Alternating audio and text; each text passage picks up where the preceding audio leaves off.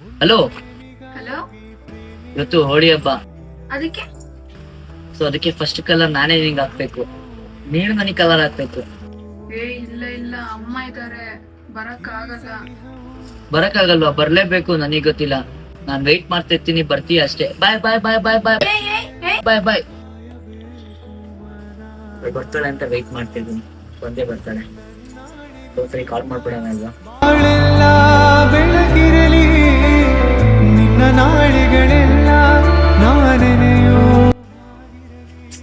Phone ಮಾಡ್ರೆ phone pick ಮಾಡ್ತಿಲ್ಲ. ನಿನ್ನ ಬಾಳೆಲ್ಲ ಬೆಳಗಿರಲಿ ನಿನ್ನ ನಾಳೆಗಳೆಲ್ಲ ನಾನೆನೆಯೋ.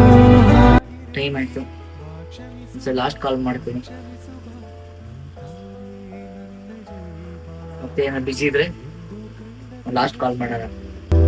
ಅದು ನಿನ್ನ ಮನಸ್ಸು, ನಿನ್ನ ಮನಸ್ಸಿಗಾಗಿ ಸೋತೆ. ಬರಲ್ಲ ಅನ್ಸುತ್ತೆ.